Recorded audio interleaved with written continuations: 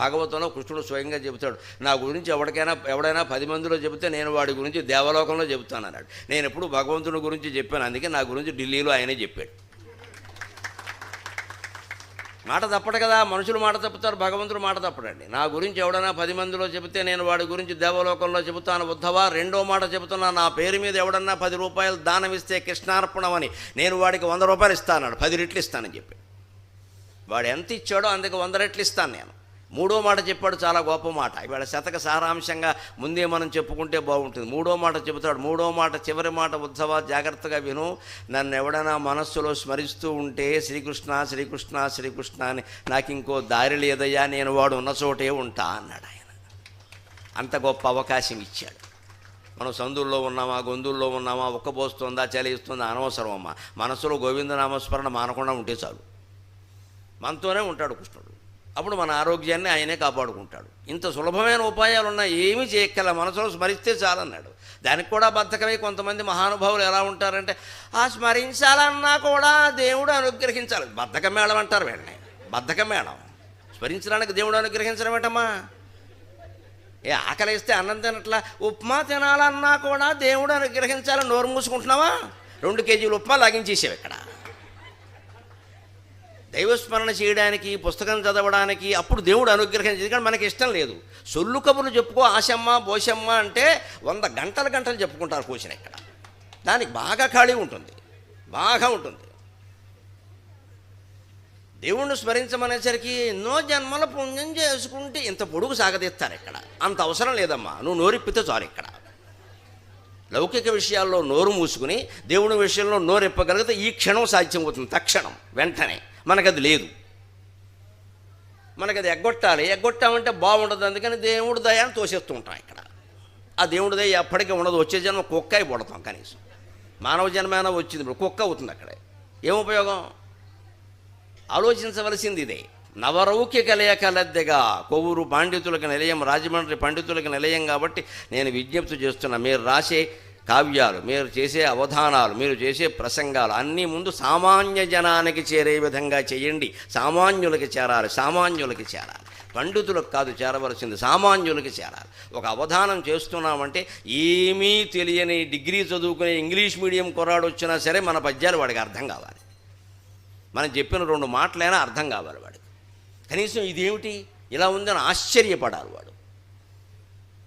ఒకరిద్దరు సంస్కృతం వచ్చిన పండితుల్ని మెప్పించే ప్రయత్నం చేయగలదు. నన్ను అడిగితే మరోలా అనుకోవద్దు. పండితుడికి ఒక లక్షణం ఏమిటంటే ఇంకోడిని మెచ్చుకోకపోవడం. అది చాలా గొప్ప లక్షణం. అది చాలామంది పండితుడు చచ్చినా సరే ఇంకోడిని మెచ్చుకోరు. అంతే వారి మెప్పు కోసం అనవసరంగా ప్రయత్నం చేసే కంటే పామరుల మెప్పు కోసమే మనం ప్రయత్నం చేస్తే లక్షల మంది జనం మనం వెనకాలపడుతుంటే మెచ్చుకోక ఏం చేస్తారండి ఎవడు మాత్రం. ఇది ఉపాయం. అది మా రామబ్రహ్మం గారు అనుసరించాడు. అందుకే రాజమండ్రిలో ఆయన ఉద్యోగం చేసినంతకాలం ప్రతి సభలో ఆయనే వెలుగొందాడు వేదిక మీద. కోవురి పండితి ప్రతిభకు నవలౌకిక రేఖలద్దెగా ఆవురు ఆవురన్న మన ఆకలి తీర్చె కవిత్వ సంపదన్. ఆవురావురు అంటున్న వాళ్ళకి కొత్త గోదావరి వంటి మంచి పద్యాలతో, యశోధర వంటి మంచి పద్యాలతో ఆకలిని తీర్చిన మహానుభావుడు రామబ్రహ్మం గారు, రావూరు వెంకటేశ్వరులు గారి శిష్యుడు. ఆయన ఈ కావ్యానికి, ఈ శతకానికి వ్యాఖ్యానం రాశాడు. ఆవురు నావురన్న మన ఆకలి తీర్చ కవిత్వ సంపదన్ ధీవరుడు ఈతనింగని సుధీవరులెల్లరూ చేపలైరిగా. అసలు విషయంలోకి, శిలాశలోకి ఇప్పుడు వస్తా. ఆయన ధీవరుడు. ఆయన చూడగానే సుధీవరులందరూ చేపలయ్యారట. ధీవరుడు ఏమిటి, చేపలవ్వడం ఏమిటి? ధీవరుడు అంటే బుద్ధిమంతుడు, పండితుడు అని ఒక అర్థం. ధీవరుడు అంటే చేపలు పట్టే జాలరేని ఇంకొక అర్థం. అమరకోశంలో ఉంటుంది. ధీవరుడు అంటే చేపలు పట్టే జాలర్. అందుకని ఆయన జాలరు లాంటి వాడే కాబట్టి పండితులందరూ చేపలై ఆయన వాళ్ళలో పడ్డారు అని చెప్పాను. ఖచ్చితంగా ధీవరుడు ఇతనింగని సుధీవరులెల్లరూ చేపలైరిగా. చేపలు జాలరు వాళ్ళలో పడినట్టే పండితులందరూ రావూరు వారి వాళ్ళలో, రామబ్రహ్మం గారి వాళ్ళలో పడి వారి మార్గంలో నడుస్తూ ఉన్నారు. అందుకని రావూరు వారు రాసిన కావ్యాన్ని రామబ్రహ్మం గారి వ్యాఖ్యానంతో కలిపి మనం సామాజిక వ్యాఖ్యను మనం జోడించి చెప్పుకుందాం శివప్రార్థనతో.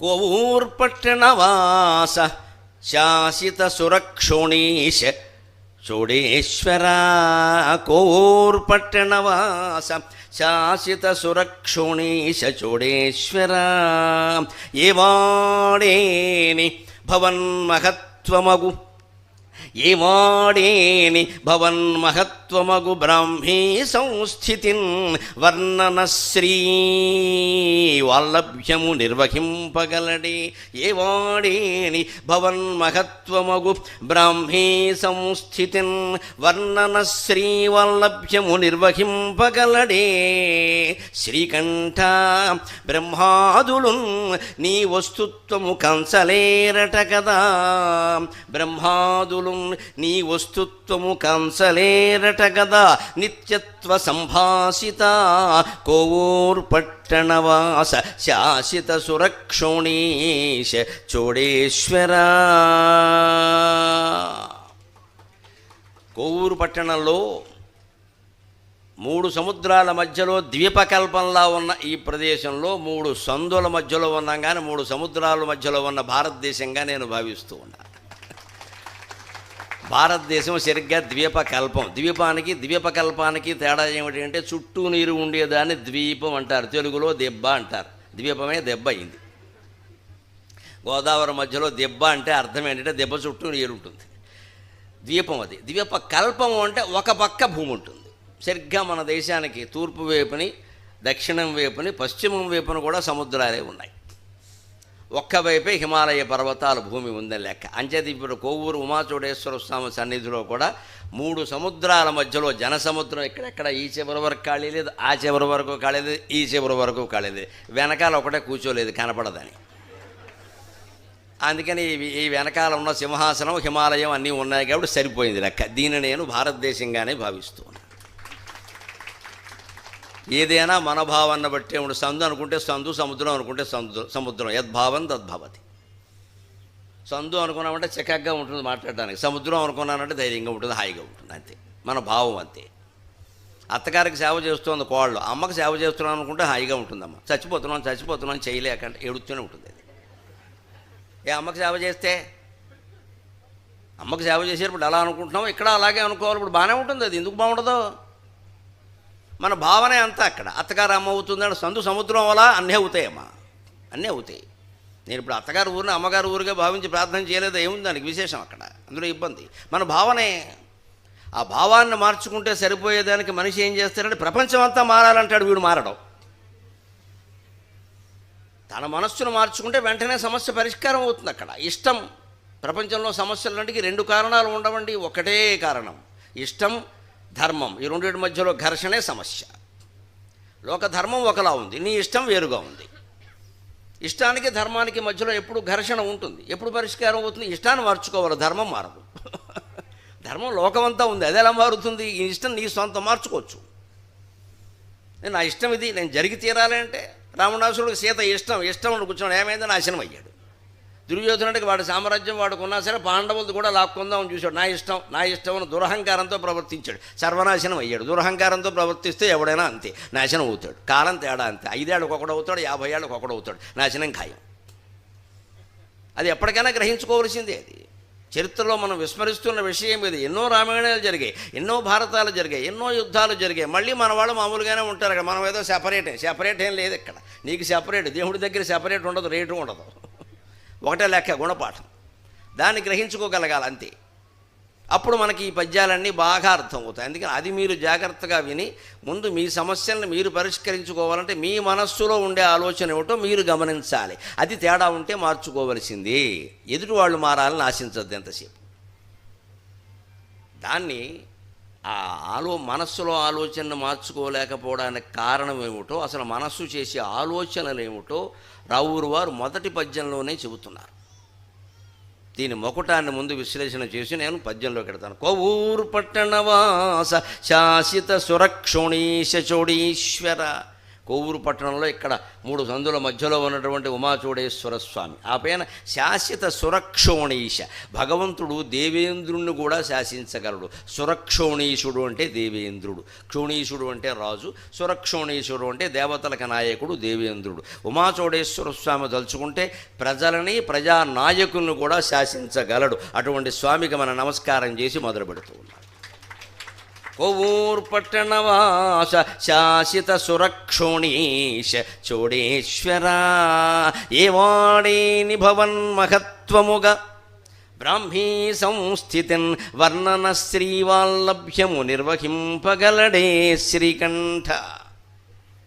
బ్రహ్మాదులు నీ వస్తుత్వము కాంచలేరట కదా, నిత్యత్వ సంభాసిత కోవూర్ పట్టణవాస శాశ్వత సురక్షోణీశ చోడేశ్వర. ఈ పద్యంలో ఆయన శివరాత్రి కథని ఇమిడించారు. మాఘమాసంలో వచ్చే శివరాత్రికి ఒక కథ ఉంటుంది. బ్రహ్మ విష్ణువు ఇద్దరూ కూడా నేను ముందు అంటే నేను ముందు అని వాదులాడుకుంటున్నారు. బ్రహ్మదేవుడు సృష్టి ప్రారంభం కాగానే సృష్టి చేసి చుట్టూ చూశాడు, నీళ్లే ఉన్నాయి, ఇంకేం లేవు. నేనే ముందు అనుకున్నాడు ఆయన. అందుకని నేనే ముందు అని అహంకరించాడు.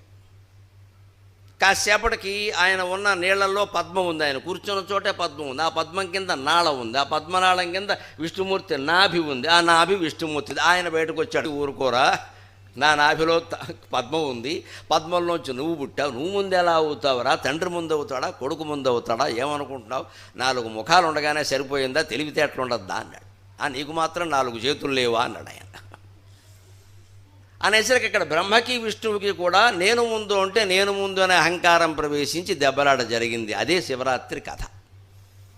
వీళ్ళిద్దరు అహంకారం నిర్మూలన చేయడం కోసం అర్ధరాత్రి 12 గంటల వేళ శివుడు లింగ రూపంలో వాళ్ళ ముందు ఆవిర్భవించాడు. నాగేంద్రకరాయ త్రిలోచనాయ భస్మంగరాగాయ మహేశ్వరాయ నిత్యాయ శుద్ధాయ దిగంబరాయ తస్మై నకారాయ నమః శివాయ మందాకినీ సలిల చందన చర్చితాయ నందీశ్వర ప్రమథనాథ మహేశ్వరాయ మందార ముఖ్య బహుపుష్ప సుపూజితాయ తస్మై మకారాయ నమః శివాయ శివాయ గౌరీవదనారవింద సూర్యాయ దక్షాధ్వరనాశనాయ శ్రీనీలకంఠాయ వృషధ్వయాయ తస్మై శికారాయ నమః శివాయ వశిష్ఠ కుంభోద్భవ గౌతమాది మునీంద్రదేవార్చిత శేఖరాయ చంద్రార్క వైశ్వానరలోచనాయ తస్మై వకారాయ నమః శివాయ యక్షస్వరూపాయ జటాధరాయ పినాకహస్తాయ సనాతనాయ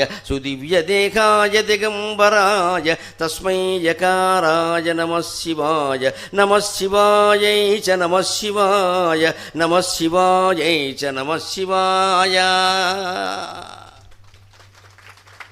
అర్ధరాత్రి 12 గంటల వేళ శివుడు ఆవిర్భవించాడు. ఆ ఘట్టాన్ని ఇమిడించి రావూరు వారు పద్యం రాశారు. ఏ వాణేని భవన్ మహత్వముగా బ్రాహ్మీ సంస్థితిన్ వర్ణన శ్రీవాల్లభ్యము నిర్వహింపగలడే.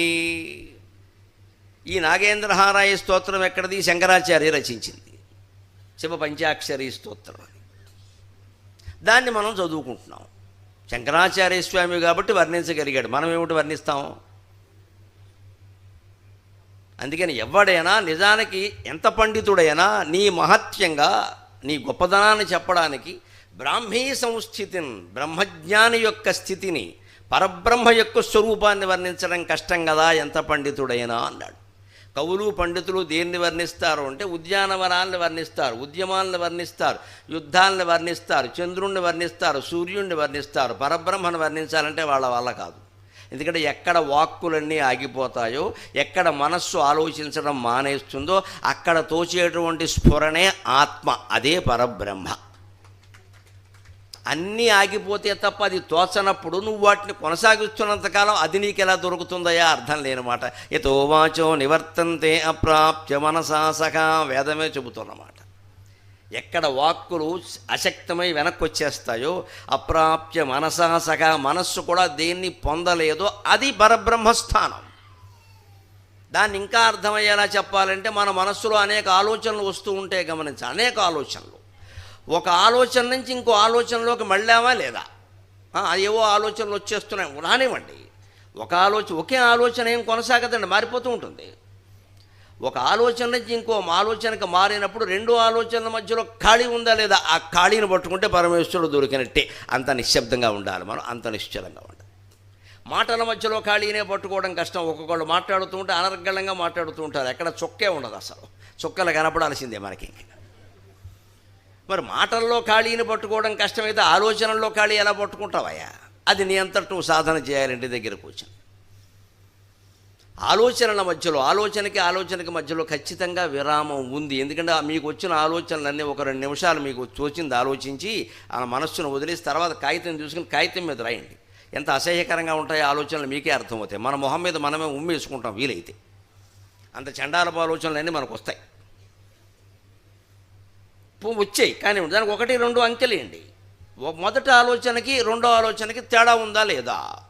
బజార్కి వెళ్ళాం, కూరగాయలు కొన్నామని ఆలోచన, వెంటనే ఎవడో జేబు కొట్టేశాడు అన్నాం. ఆ ఆలోచనకి కూరగాయల సంత వేరు, జేబు కొట్టేయడం వేరు కదా. జేబు కొట్టేసేటప్పుడు రెండో వ్యక్తి వచ్చాడు.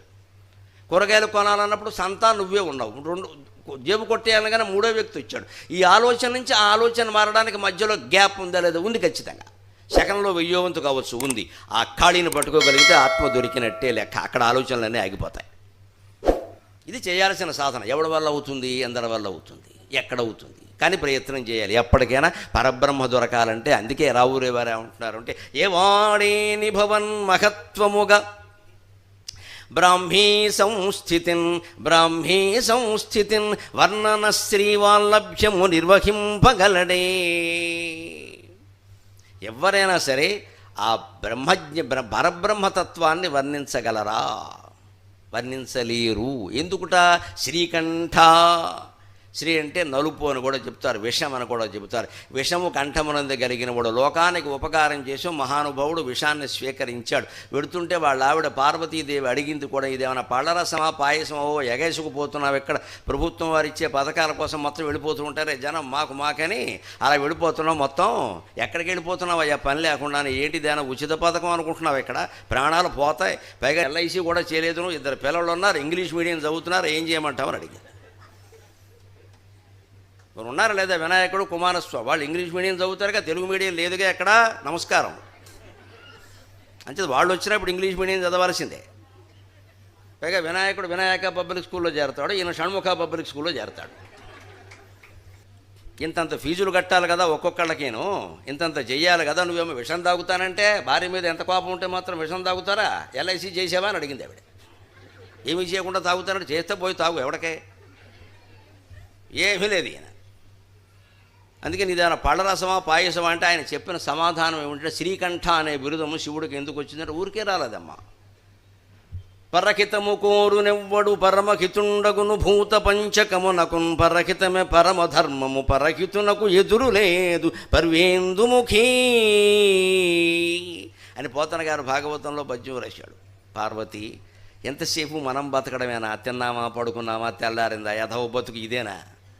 మన కుటుంబం కోసం, మన పిల్లల కోసం మనం బతకడం, వండుకుని తినడం ఏదో బతుక? ఇంకేం లేదా ప్రపంచం? ఊరి కోసం మనం ఏం చేయలేమా? దేవతలు రాక్షసులు నానాయాతన పడి అమృతం కోసం సాధన చేస్తున్నారు. వాళ్ళు అనుకోకుండా పాపం విషం వచ్చి వాళ్ళ మీద పడింది. వాళ్ళు ఎవరి వల్ల కాదు, బ్రహ్మదేవుడు నా వల్ల కాదన్నాడు. విష్ణువు సో సారీ అన్నట్టు ఆయన ఇంగ్లీష్ మీడియం. పాపం రంభ వచ్చే పంచుకున్నారండి, ఆ లక్ష్మీదేవి వస్తే పెళ్లి చేసుకున్నారండి, ఆభరణాలు వస్తే పెట్టుకున్నారండి, కామధేను వస్తే వశిష్ఠుల